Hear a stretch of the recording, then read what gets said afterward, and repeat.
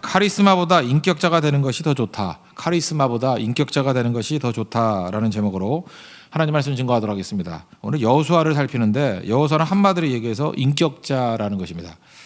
인격자가 되는 게 되게 중요한 건데 인격이라는 것은 우리가 능력이 있을 때 담는 그릇입니다. 그래서 인격이 제대로 돼 있으면은 하나님께서 마음껏 능력을 부어 주셔도 능력이 이렇게 쏟아지지 않습니다. 이게 담을 수 있어요. 축복을 담을 수 있고 은혜를 담을 수 있고 능력을 담을 수 있습니다. 그래서 인격은 반드시 있어야 되죠. 그릇 없이 아무리 많은 것이 있다 할지라도 우리가 누릴 수가 없잖아요. 그리고 또 한 가지 이 인격이라는 것은 중심이다 이렇게 말할 수 있다는 것입니다. 중심이 있으면은 팽이 한번 도는 거 보세요. 중심이 있으면은 흔들리지 않죠. 그래서 흔들리지 않고 사명을 감당하고 인생을 살아갈 수 있습니다. 그래서 인격이 있어야 중심이 있는 거예요. 인격이 없을 때는 중심이 나 자신이거든요. 그러니까 나는 업앤다운이 심하잖아요. 그러니까 들쑥날쑥한데 인격이 있을 때 이게 중심이 있는 거거든요. 하나님 중심이 되는 인격. 그래서 흔들림이 없는 우리 거룩한 종이 된다는 것입니다. 여호수아가 좋은 인격이라는 것을 보여주는 한 가지 예를 든다 그러면 땅 분배하는 마지막 장면이거든요. 각 지파 다 나눠줍니다. 그리고 각 가족에게 땅을 다 분배합니다. 그리고 마지막에 여호수아 자기 자신에게 기업을 분배합니다. 여호수아는 충성하는 사람이었고 열심을 다하는 사람이었습니다. 그런데 자기 이익을 추구하지 않습니다. 중심이 언제나 하나님께 있기 때문에 그렇습니다. 그래서 하나님께 있으니까 하나님 백성에게도 마음이 있는 거죠. 그러니까 중심이 하나님께 있는 거예요. 그러니까 자기 이익 그런 게 없습니다. 우리가 어떤 일을 할 때 문제가 되는 게 뭐냐면 항상 사익이 들어가잖아요. 뭘 시키다 보면 자기 이익 때문에 뭐 계산하고 자기 가족들 챙기고 그런 거 아시죠? 나폴레옹 있지 않습니까? 나폴레옹이 황제가 되고 난 다음에 주변에 있는 땅, 뭐 영지들 자기 가족들에게 다 나눠줬습니다. 나중에 황제에서 쫓겨나고 난 다음에 다 뺏겨버리고요.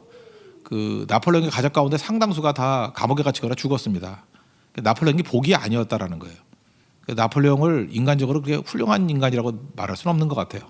사익을 추구했거든요. 그러니까 문제가 되잖아요. 근데 여호수아에게는 그런 게 없습니다. 사적인 이익을 추구하는 게 없고 오로지 하나님 중심으로 살아가니까 부작용이 없고 문제가 없는 인생이 되더라는 것입니다. 옛날에 선교단체 가운데 조이라고 있었죠. 그거 이름 풀이하는 게 참 재밌더라고요. 조이에서 자기들을 홍보하려고 이렇게 풀이한 것 같은데 기쁨이란 게 뭐냐? J 그러면 Jesus first, 예수님이 첫 번째고 그 다음에 others second, 이웃이 두 번째고 마지막에 you third, 너 자신이 세 번째일 때 J-O-Y, 기쁨이 오게 된다 이렇게 말하는 걸 들어봤습니다. 상당히 의미가 있다고 생각을 합니다. 우리 인생도 마찬가지예요. 여호수아 같이 하나님 우선이 될 때 하나님 백성들을 우리 계산에 넣게 될 것이고 자기 자신이 제일 마지막에 가는 인생이 되게 된다는 것입니다. 우리 이 땅 분배 모습을 보면서 우리가 하나님 앞에서 인격자로 서는 이 여호수아의 모습을 또 발견할 수 있게 된다는 것입니다. 성경을 보면요, 여호수아에 대해서 외모에 대해서 설명한 게 하나도 없습니다. 외모가 별로 그렇게 중요한 것 같지가 않아요. 뭐 키가 크다, 잘생겼다, 멋있다, 뭐 이런 게 하나도 없고요. 그의 인격만 얘기하고 있습니다. 그의 인격이 하나님 중심적인 인격이었다. 그러니까 우리도 마찬가지입니다. 우리가 하나님 앞에서 외모로 쓰임 받는 게 아니고 바른 인격이 될 때 쓰임 받을 수 있다라는 것입니다.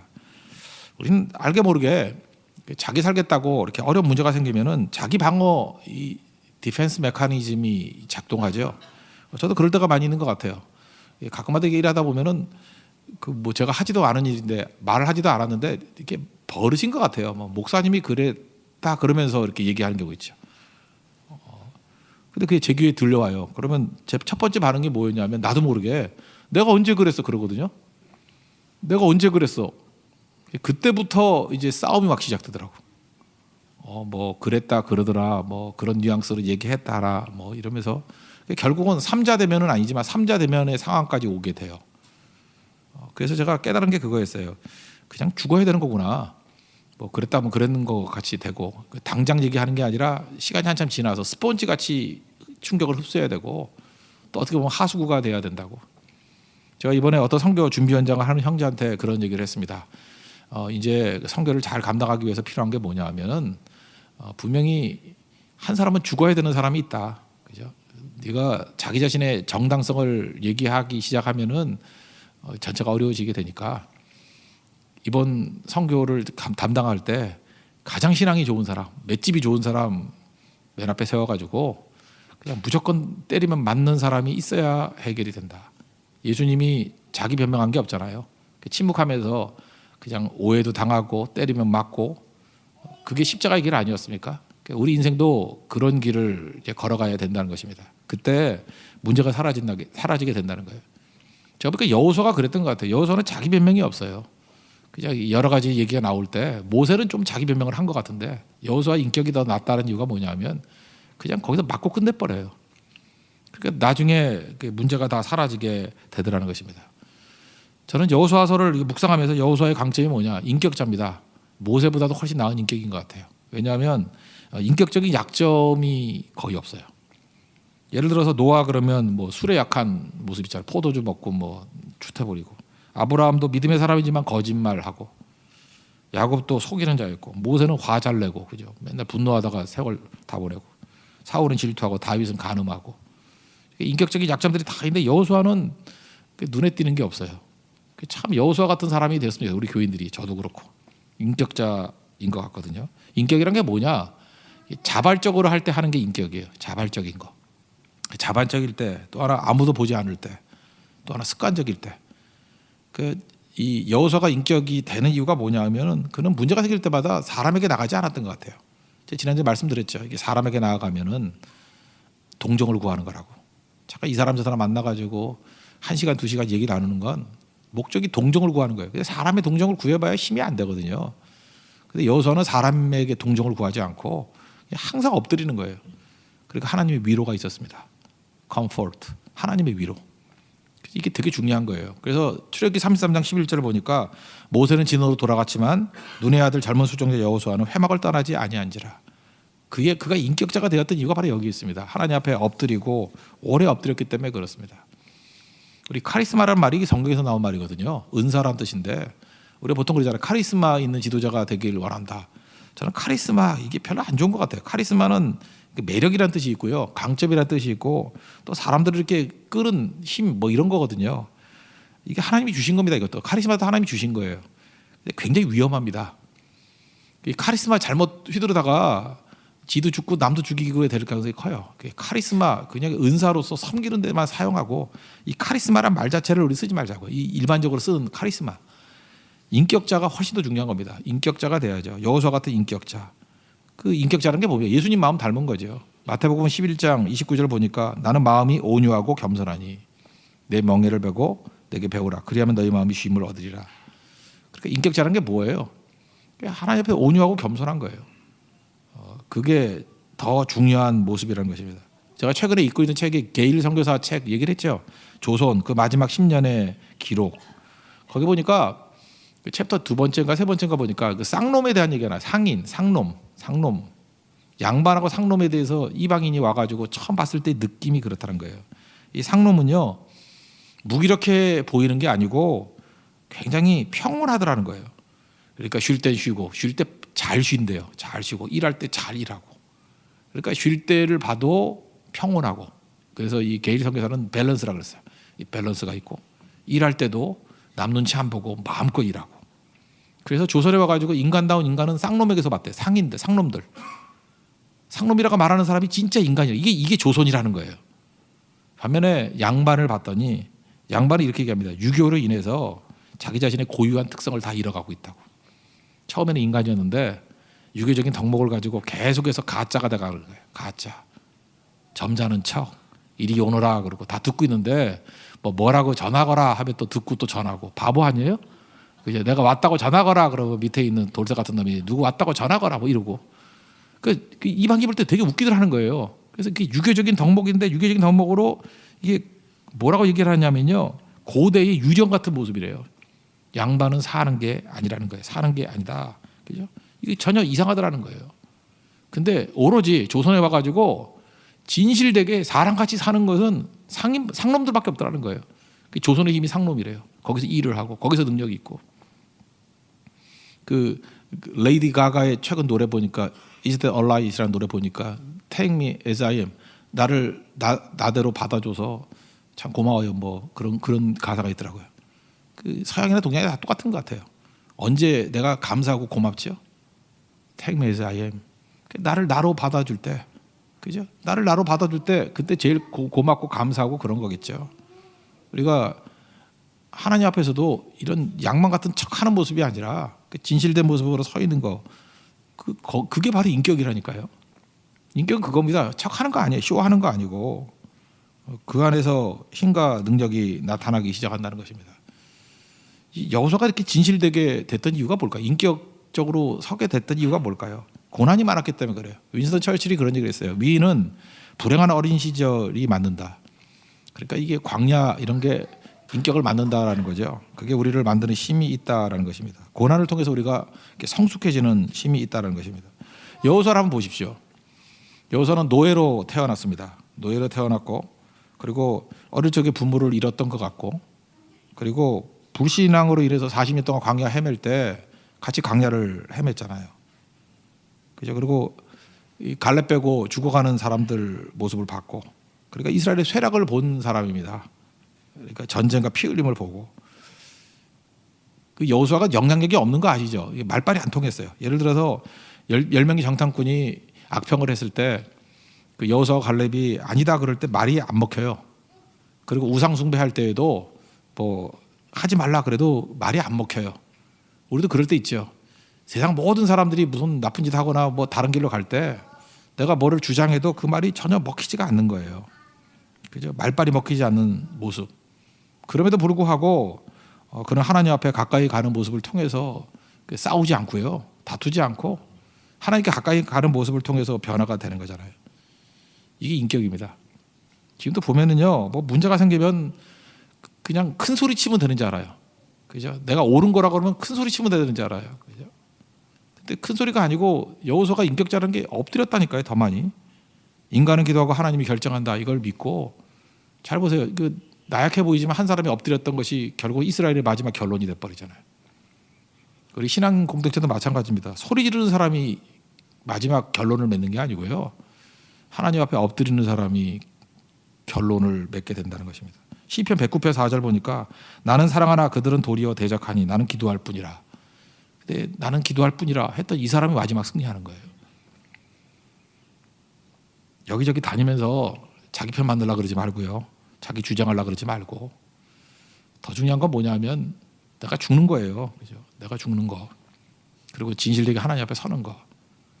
저는 여호수아 같은 사람들이 나타나게 된다 그러면 훨씬 더 많은 승리를 이끌어요. 모세가 가나안 정복한 게 아니에요. 여호수아가 정복 완성을 한 거죠. 그 내용을 잊지 않는 하나님의 백성들 되기를 바랍니다. 또 한 가지는 여호수아는요, 인격자일 뿐만 아니라 승리의 관건이 하나님의 임재에 있다는 것을 믿었던 사람이에요. 내 힘이 아니라 하나님의 임재가 승리의 관건이다. 이거보다 중요한 건 없죠. 그 비참한 아이성의 패배를 통해서 깨달았죠. 하나님의 임재가 있으면 승리하고 임재가 없으면 패배한다. 임재가 전부라는 것을 깨닫게 됐습니다. 임재 없으니까, 하나님 임재가 사라지니까 오합지졸밖에 되지 않지 않습니까? 우리도 마찬가지예요. 하나님 임재가 있어야 비로소 승리할 수 있다는 것입니다. 여호수아는 이걸 철저히 믿었어요. 그래서 그 요단강 건널 때를 하나 샘플 하나 든다 그러면 여호수아 3장 5절 보니까 백성에게 이래, 너희들 성결하게 하라. 하나님께서 내일 너희 가운데서 기이한 일들을 행하실 것이다. 하나님이 임재하니까 요단강이 갈라지는 거지, 우리 능력으로 요단강 가르는 거 아니야. 이걸 철저히 믿었어요. 그리고 4장 23절 보니까 하나님께서 요단물을 너희 밑에서 마르게 하실 것이다. 그러니까 하나님이 하시는 거예요. 하나님 임재가 된다라는 거예요. 이게 지금 도처에 여리고성 무너뜨릴 때도 그렇고 뭐 모든 전쟁할 때도 그렇고 여호수아의 머릿속에는 딱 하나 있어요. 하나님이 함께 하시면 이기는 거고, 하나님의 임재가 있으면 이기는 거고, 하나님 임재가 없으면 무조건 패하는 거다. 이게 여호수아를 만든 겁니다. 너무 똑똑한 사람이 교회에서 일을 하면요, 일이 안 될 때가 많습니다. 왜냐하면 너무 똑똑해가지고 자기 머리를 믿을 수 있고요. 너무 힘 있는 사람이 일을 하면 안 되는 게 자기 힘으로 되는지 알아요. 너무 돈 많은 사람이 교회에서 일을 하면요, 교회가 오염이 돼요. 하나님이 일하시는 게 아니라 돈이 일하는 것 같은 느낌을 받아요. 되게 위험한 거거든요. 그 내용이 진실되다 할지라도 위기를 느껴야 됩니다. 이거 이상하다. 우리 교회가 잠깐 이렇게 머리가 너무 좋은 사람이 많네. 머리가 너무 잘 돌아요. 그래서 자꾸만 그 머리를 의존해. 너 머리 좋으니까 네가 처리해. 아니거든요. 하나님이 하시는 거예요. 힘 있는 사람이 있어요. 그 사람이 얼마나 힘이 있는지 이렇게 얘기하면 다 안 될 일도 돼요. 그럼 위기를 느껴야 돼요. 저 사람이 가니 안 될 일도 되네. 하나님이 하시는 건데 그 위기예요. 돈이 많아가지고 돈 많으면은 빨리 처리가 되잖아요. 돈의 악이 뭔지 아십니까? 기도 없이도 일을 하려고 그래요. 기다림도 없이 일을 하려고 그래요. 그래서 우리를 위기 가운데 빠뜨리는 거예요. 그래서 어떤 때는 스스로를 부인해야 될 필요성도 있어요. 그죠? 자기 힘을 꺾어버려야 되고, 자기 돈을 꺾어버려야 되고, 자기 영향력을 꺾어버려야 될 때도 있다라는 것입니다. 저는 하나님께서 이렇게 아무리 많은 걸 준다 할지라도 그 주신 거를 의지하지 않고 하나님을 의지하는 그 인격, 저는 그게 정말 필요하다고 생각합니다. 여러분, 영국이 전성기를 이끌었던 그 터닝 포인트가 됐던 왕을 보통 그 튜더 왕가의 그 엘리자베스 1세를 들어요.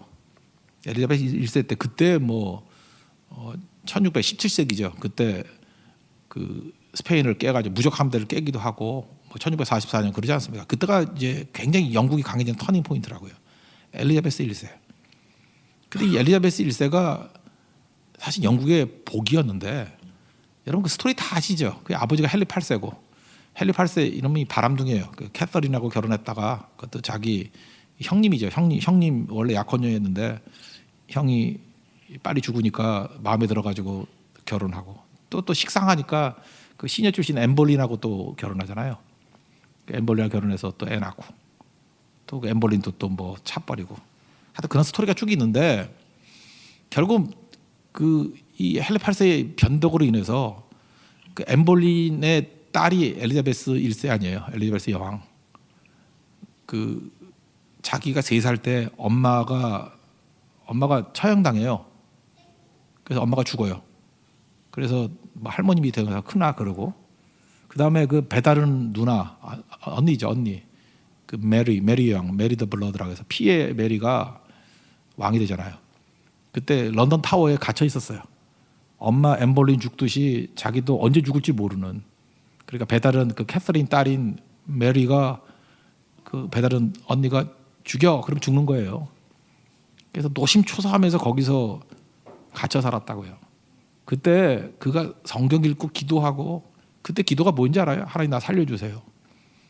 하나님 제가 하나님 앞에 좀 이 타워 나가서 쓰임 받기를 원합니다. 그러면서 거기서 훈련 다 받은 거예요. 그러다가 메리 더 블러드가 갑자기 죽죠. 24살 때 엘리자베스 1세가 여왕이 됐다고요. 그때 그 기록이 기가 막혀요. 첫 번째 말이 뭔지 알아요?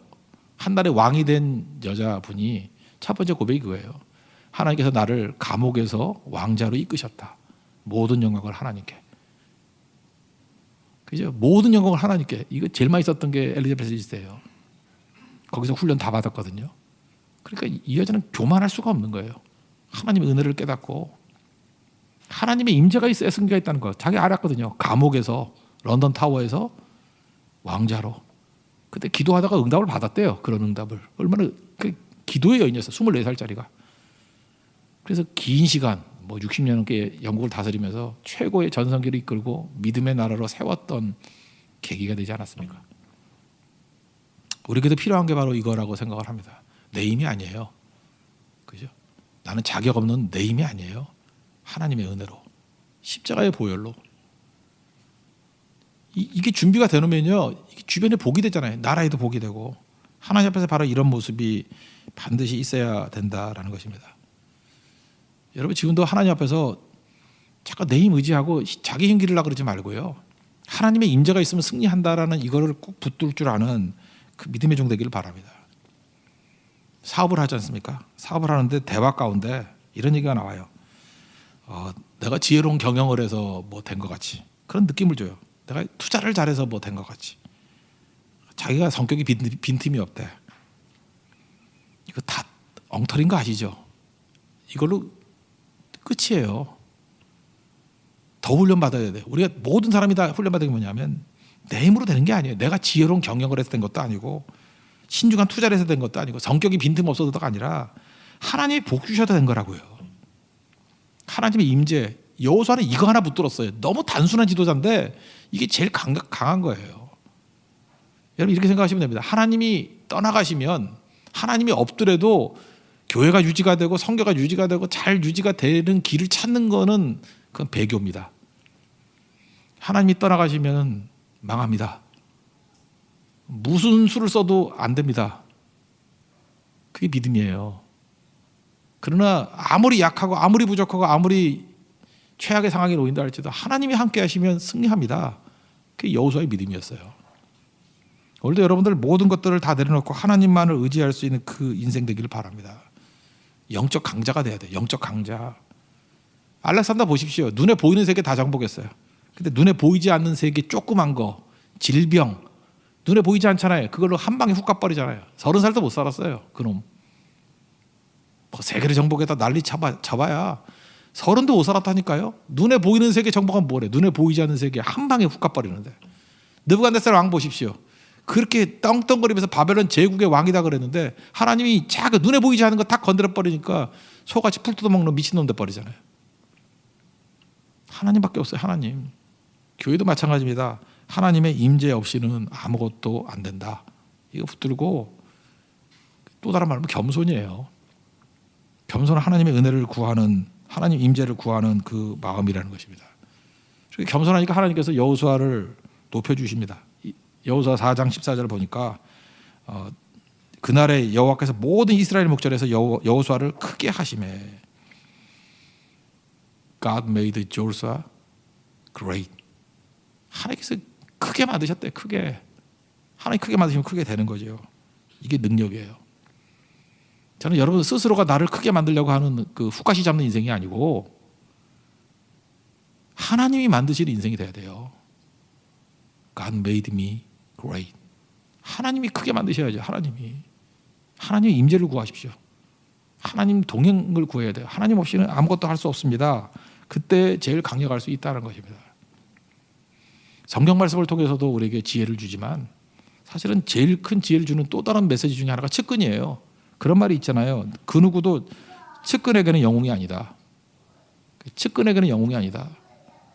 가까이 있어 보면요, 가까이 있는 사람은 다 알거든요. 절대 존경 안 하고 저거 엉터리야 그런다는 거예요. 근데 여호수아는요, 옆에 있는 사람들도 욕하는 사람이 없었어요. 인정하잖아요.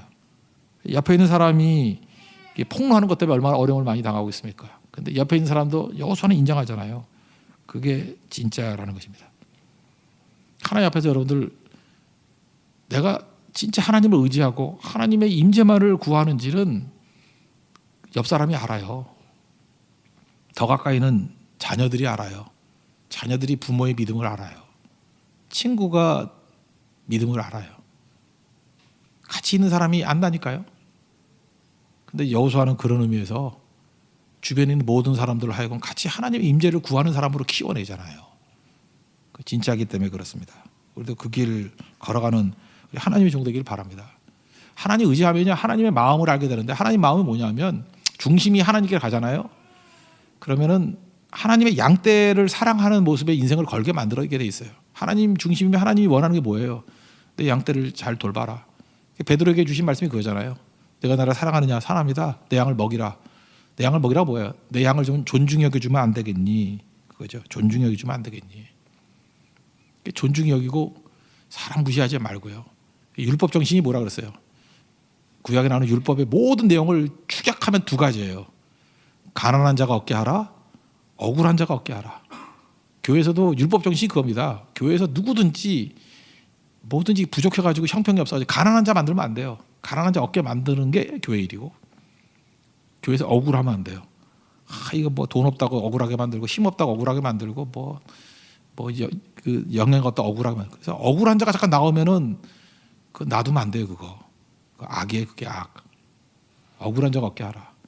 맨날 교회에서 힘 있다고 뭐 자기 아는 사람만 내세워주려고 그러고 그러면 안 되잖아요. 그게 억울하잖아요. 교회는 억울함이 없어야 돼요. 가난함이 없어야 되고. 그 일을 감당하게 될 때 여호수아가 이거 잘했어요. 여호수아 시대 때는 억울한 자가 없어요. 가난한 자가 없어요. 자기가 제일 마지막에 배분 받는데 뭐 가난하겠어. 지도자가 뭐 죽게 하겠어요? 자기가 제일 마지막에 먹는데 가난한 자가 없고 억울함이 없잖아요. 여기 아간 잡아 죽이는 얘기 나오죠. 측근이었거든요. 측근을 죽이지 않고 보호하지 않고 철저히 법대로 하는 모습을 보십시오.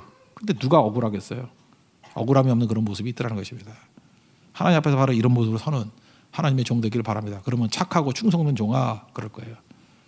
착하고 충성된 종아 잘하였도다. 착하고 충성된 종아. 영어 성경 보니까 well done 고기도 아닌데 well done이더라고. well done, well done, good and faithful servant. well done. 성경이 있기 때문에 이제 고기 먹을 때마다 이제 항상 well done으로 먹어요. well done. 잘하였도다. 잘하였도다. well done. good and faithful servant. 여러분 하나님께서 여러분 볼 때마다 스테이크는 아니지만 well done 하고 말하시더라고요. 잘 익으십시오. 착하고 충성된 종은 우리 믿음의 종 되기를 축원합니다. 자리에서 일어나겠습니다. 하나님 아버지의 마음 아니 우리 그거 합시다. 낮은 해처럼 밤엔 달처럼 찬양하겠습니다. 낮은 해처럼 밤엔 달처럼